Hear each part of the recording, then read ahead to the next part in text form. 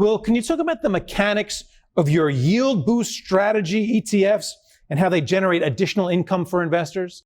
Yeah, sure. So YieldBOOST is a family of ETFs that generate very high weekly yields for investors by selling put options to generate the yield or the income, and at the same time buying a put option to help protect against some of the downside.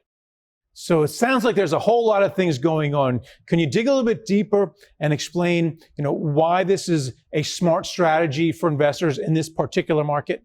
So the secret sauce, so to speak, on YieldBOOST, and the reason why we can generate yields of, in some cases, up to 150% per annum annualized, is because we're selling put options on underlying leveraged ETFs. And those leveraged ETFs can be on a diverse index like the NASDAQ 100 or the S&P, or they can be on a single stock or an asset like Bitcoin.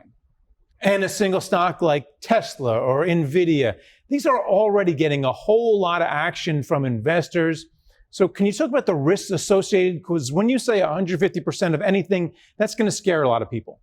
That's right. So there's obviously more risk. The higher the yield, the higher the amount of income that you're generating, the more risk that you're doing or taking on to do that.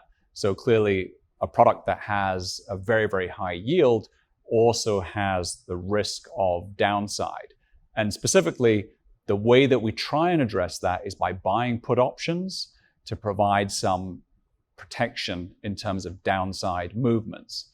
But typically with an options-based writing strategy, whether you're selling a call or whether you're selling a put, you're exposed to all of the downside in terms of the underlying asset. YieldBOOST aims to mitigate some of that by buying put options. And who are these ETFs targeted towards? Is it for expert traders, institutional investors, or retail traders?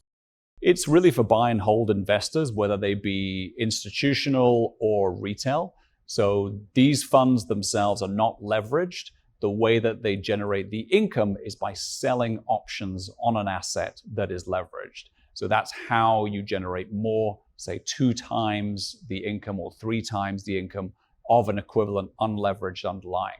So these are buy and hold products. They distribute a weekly income payout or a weekly distribution, and people can use them to generate high yields. So in terms of the way we see it being part of a diversified income strategy. So where do they fit into an investor's overall portfolio? I understand that they're income, but is it in your equity? Is it in your fixed income? How do you place it? Because these are pretty high yields. These are bond-like yields. Yeah, that's right. So I think in terms of the way that we see it, it's a lot of communities that, for example, are inspired by things like financial independence, retire early, the FIRE community, passive income investing. And typically those people have a diversified portfolio of income generating investments. Some of those will be lower risk, some of those will be higher risk. The idea is to blend together to get a higher or above average rate of yield for your income portfolio that generates either on a monthly or a weekly basis.